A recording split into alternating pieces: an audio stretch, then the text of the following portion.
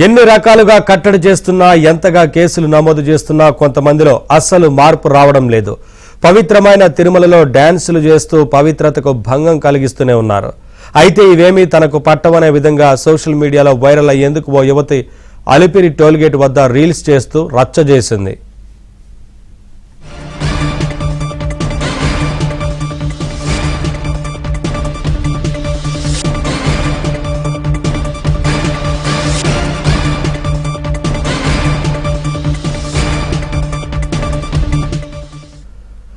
ఎన్ని రకాలుగా కట్టడి చేస్తున్నా ఎంతగా కేసులు నమోదు చేస్తున్నా కొంతమందిలో అస్సలు మార్పు రావడం లేదు. పవిత్రమైన తిరుమలలో డాన్సులు చేస్తూ పవిత్రతకు భంగం కలిగిస్తూనే ఉన్నారు. అయితే ఇవేమీ తనకు పట్టవనే విధంగా సోషల్ మీడియాలో వైరల్ అయ్యేందుకు ఓ యువతి అలిపిరి టోల్గేట్ వద్ద రీల్స్ చేస్తూ రచ్చ చేసింది.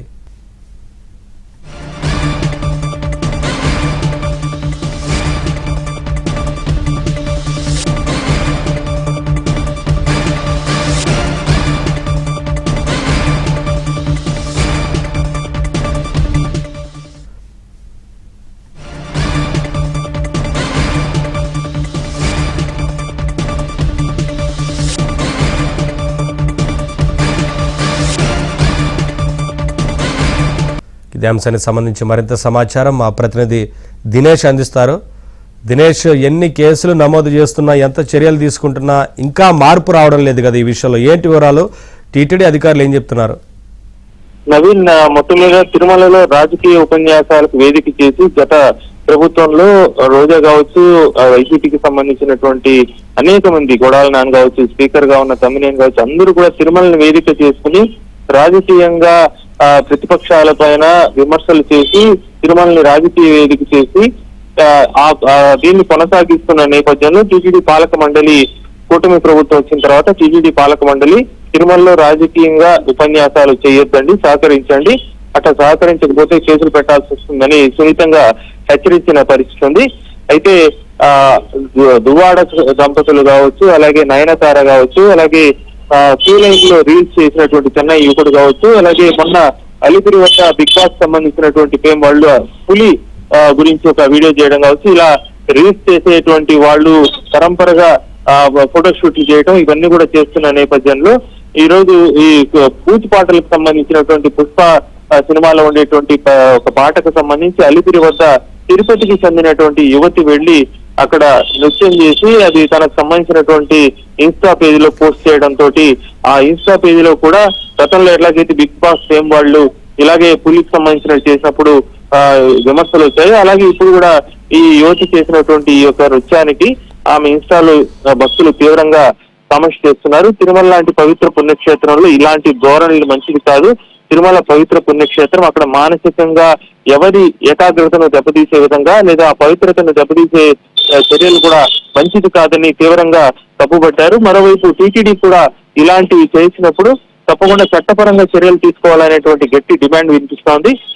తిరుమలకు సంబంధించినటువంటి అంశంలో భక్తులకి ఒక భయం అనేది ఉండాలా, ఆ రకంగా రాజకీయ నేతలకు కూడా ఒక పద్ధతి, భయం రెండు ఉండేటట్టుగా టీటీడీ కఠినంగా ఇలాంటి వ్యవహారాలు చర్యలు తీసుకుంటే భవిష్యత్తులో మిగిలిన వాళ్ళు కూడా ఇలాంటివి చేయకుండా ఉంటారనేటువంటి డిమాండ్ వినిపిస్తా ఉంది. నవీన్, మరొకవైపున ఇటీవలే కారు పైన స్టంట్లు చేస్తూ కూడా యువత అంటే ఒక భయానక వాతావరణం కల్పిస్తూ ఆ ఘాట్ రోడ్లో ప్రయాణం చేశారు కదా, ఇటువంటి విషయాల మీద కూడా టీటీడీ దృష్టి పెడతాం, ఖచ్చితంగా చర్యలు తీసుకుంటా ఉన్నారు. ఇప్పటివరకు ఏమైనా చర్యలు తీసుకున్నారా? దీని గురించి ఏమైనా స్పందించారా? ఏం చెప్తున్నారు దినేష్? నవీన్, మొత్తం మీద కూటమి ప్రభుత్వం కూడా ఈ విషయం పైన టీటీడీకి ఒక గ్రీన్ సిగ్నల్ ఇవ్వాల్సిన అవసరం ఉంది. ఎందుకంటే టీటీడీలో ఏ డెసిషన్ తీసుకోవాలన్నా ప్రభుత్వం నుంచి కూడా అనుమతి అవసరం ఉంటుంది. ప్రభుత్వం ఒక రకంగా చట్టపరమైనటువంటి కొన్ని అమెండ్మెంట్స్ కూడా, అంటే ఎండోమెంట్ యాక్ట్ లో కొన్ని అమెండ్మెంట్స్ చేయాల్సిన అవసరం ఉంది. అప్పుడు మాత్రమే టీటీడీ దీనిపైన కఠినమైన చర్యలు తీసుకుంటుంది. ఎండోమెంట్ యాక్ట్ లో కొన్ని సెక్షన్స్ లో అమెండ్మెంట్స్ చేయాలంటే అదనంగా, అంటే ఎండోమెంట్ యాక్ట్ వచ్చేటప్పటికి 1983లో ఎన్టీఆర్ ముఖ్యమంత్రి అయినప్పుడు అప్పుడున్న పరిస్థితులు తగ్గట్టు ఎండోమెంట్ యాక్ట్ ని రివైజ్ చేసి టీటీడీ కావచ్చు, రాష్ట్రంలో ఉండేటువంటి అన్ని దేవాలయాలకి ఒక వెన్నుదన్నుగా నిలబడేటువంటి ఒక దేవాదాయ శాఖ చట్టాన్ని తీసుకొచ్చారు.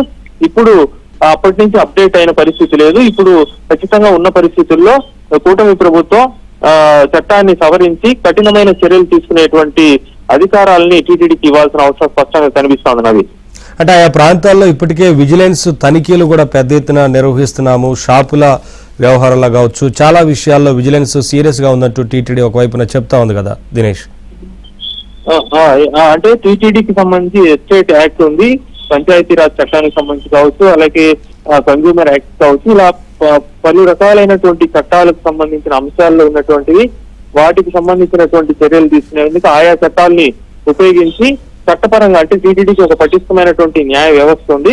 అలాగే విజిలెన్స్ సెక్యూరిటీకి సంబంధించి పటిష్టమైనటువంటి వ్యవస్థ అంటే ఒక ఎస్పీ స్థాయి అధికారి కూడా ఇక్కడ TVNDSO chief vigilance and security officer గా కూడా ఉన్నారు. దాంతో పాటు తిరుపతి అర్బన్ పోలీసులతో కోఆర్డినేట్ చేసుకుని కూడా ఇలాంటి వాటిపైన చర్యలు తీసుకునేటప్పుడు పోలీసు వైపు నుంచి కూడా చట్టపరమైనటువంటి చర్యలు తీసుకునేటువంటి అవకాశం ఉంది. ఈ నేపథ్యంలో ఇలాంటి వాటిపైన అంటే నయనతార దగ్గర నుంచి ప్రతి దువ్వాడ దంపతుల దగ్గర నుంచి వీళ్ళందరి పైన కూడా చర్యలు తీసుకున్నప్పుడే భయం వస్తుంది.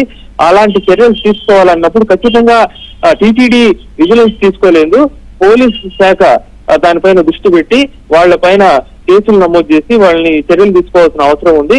అట్లా ఈ పవిత్ర ప్రదేశాల్లో అంటే తిరుపతికి వచ్చినప్పుడు పవన్ కళ్యాణ్ కూడా ఒక విషయాన్ని చెప్పారు. పవిత్ర పుణ్యక్షేత్రాల్లో అక్కడ ఉండేటువంటి ప్రసాదాల తయారీ దగ్గర నుంచి ప్రతి అంశంలో కూడా చట్టం అవసరం ఉంది అనే విషయం కూడా పవన్ కళ్యాణ్ తిరుపతికి వచ్చినప్పుడు ఆయన ఏదైతే డిక్లరేషన్ రిలీజ్ చేసినప్పుడు చెప్పిన మాటలు కూడా దీనికి వర్తిస్తుంది.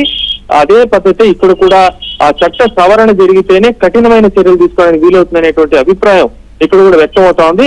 మరోవైపు ఎక్కడ పబ్లిక్ న్యూసెస్ సంబంధించి చేసినప్పుడు ఎలాంటి చర్యలు తీసుకోవాలో అంటే కొంత చట్టపరంగా గ్రావిటీ ఉండే విధంగా తిరుమలకు సంబంధించిన విషయంలో కేసు పెడితే ఆ కేసు తీవ్రత ఉన్నప్పుడు భయం వస్తుంది, లేకపోతే పెట్టి కేసు అయితే కొంత భయం తక్కువ ఉంటుందనే అభిప్రాయం అధికారులు ఉంది. మొత్తం మీద చర్యలు అయితే తీసుకునేదానికి టీటీడీ అయితే సమాయత్తం అవుతోంది, పోలీస్ శాఖ కూడా సిద్ధమవుతోంది. Naveen, thank you Dinesh, thanks for the updates.